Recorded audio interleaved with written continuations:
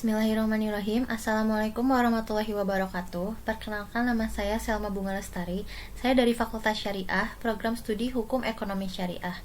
Di sini saya akan mempresentasikan hasil dari skripsi saya yang berjudul Analisis Hukum Islam terhadap Jual Beli Tanah Tanpa Akta Notaris dan PPAT. Studi kasus di Desa Cibalong, Kabupaten Tasikmalaya. Berawal dari latar belakang masalah, jual beli tanah merupakan perbuatan hukum atas penyerahan hak milik dari penjual ke pembeli dan pembeli menyerahkan harga kepada penjual, di mana subjek dari jual beli tanah yaitu penjual dan pembeli dan objeknya adalah hak atas tanah. Karena membeli hak atas tanah merupakan keabsahan menguasai dan mempergunakan tanah. Menurut Ibnu Nujaim, hak merupakan kekuasaan seseorang yang terlindungi untuk menguasai suatu benda yang harus ditaati oleh orang lain. Perbuatan jual beli yaitu persetujuan, penyerahan, dan pembayaran, di mana persetujuan merupakan perbuatan yang menyatakan tercapainya kata sepakat antara penjual dan pembeli mengenai objek dan persyaratan jual beli. Beberapa syarat dan rukun jual beli dalam hukum Islam harus terdapat hak kepemilikan yang jelas, tidak boleh samar, memenuhi kewajiban, dan bebas dari unsur kerugian akibat ketidakpastian hak milik.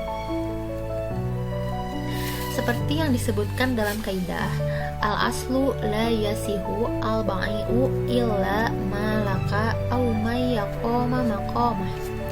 Hukum asal tidak sah jual beli kecuali oleh pemilik atau wakil dari pemiliknya.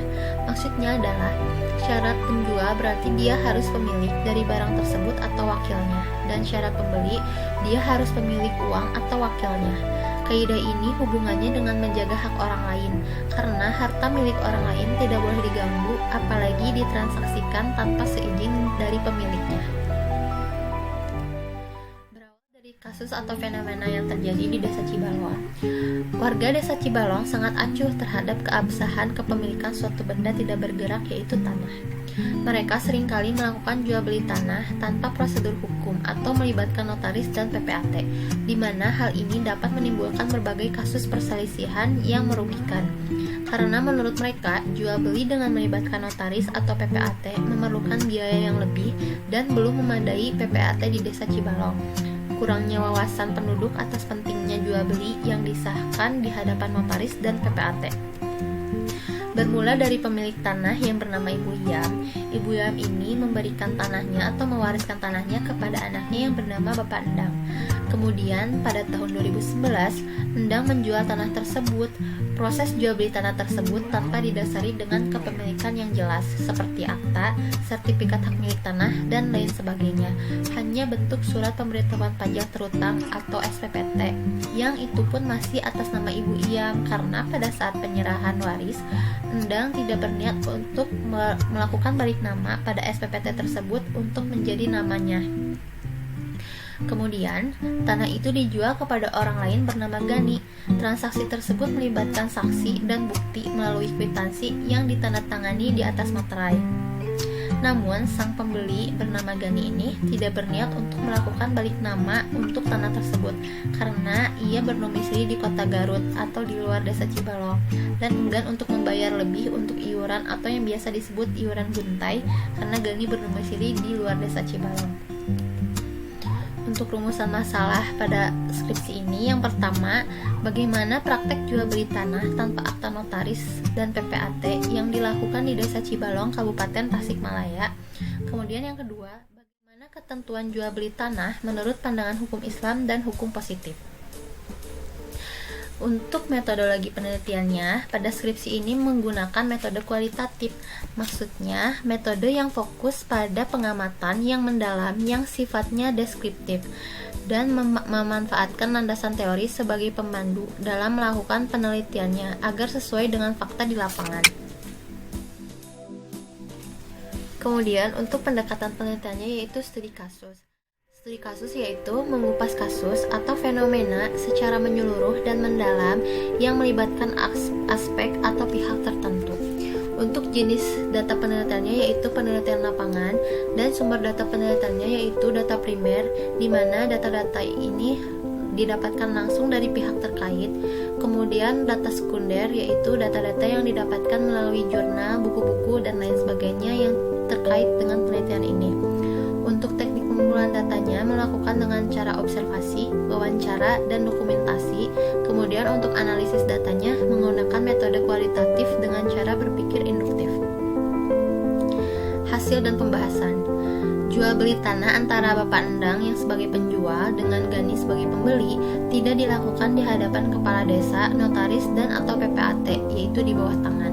Tidak adanya bukti kepemilikan yang jelas dan sah, akta-akta otentik seperti sertifikat hak milik, akta jual beli, hanya surat pemberitahuan pajak terutang, pajak bumi dan bangunan atau SPPT PBB sebagai bentuk bukti kepemilikan yang kemudian dicatat di kwitansi dan ditandatangani di atas materai yang disaksikan oleh Bapak Wawan. Pemilik baru bernama Gani enggan untuk mengurus balik nama dan mendaftarkan tanahnya untuk mendapatkan bukti kepemilikan yang sah.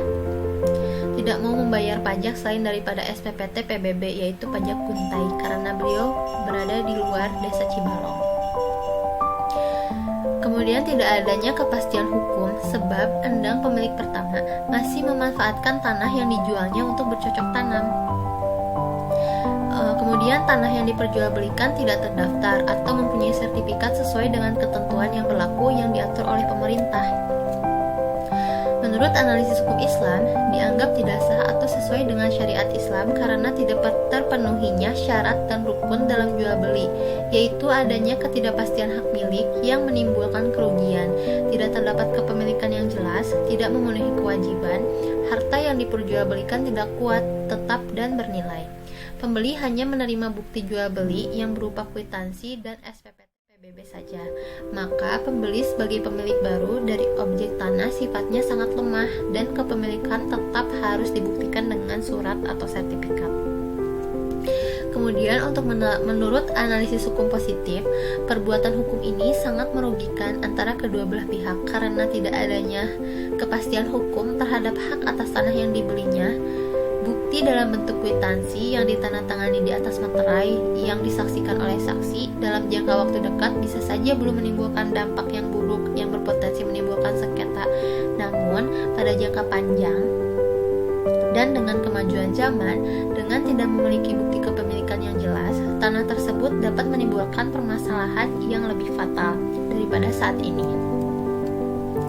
Jual beli berdasarkan UU PA adalah perbuatan hukum melalui pemindahan hak yang bersifat selamanya, yang kemudian diatur dalam Peraturan Pemerintah Nomor 24 Tahun 1997 yang berbunyi bahwa peralihan hak atas tanah dan hak milik atas satuan rumah melalui jual beli, tukar menukar, hibah, pemasukan dalam perusahaan, dan perbuatan hukum pemindahan hak lainnya kecuali lelang hanya dapat didaftarkan jika dibuktikan dengan akta yang dibuat oleh PPAT yang berwenang menurut perundang-undangan yang berlaku.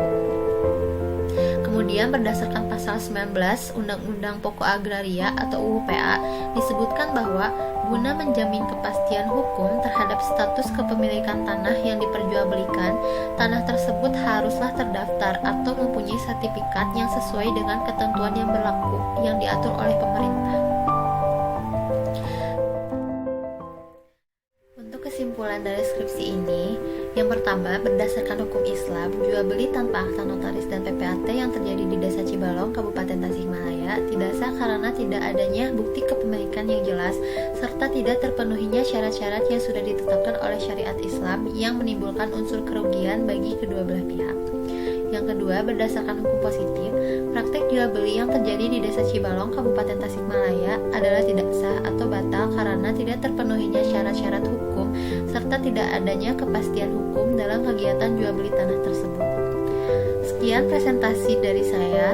Mohon maaf apabila banyaknya kekurangan dan kesalahan. Terima kasih atas perhatiannya. Assalamualaikum warahmatullahi wabarakatuh.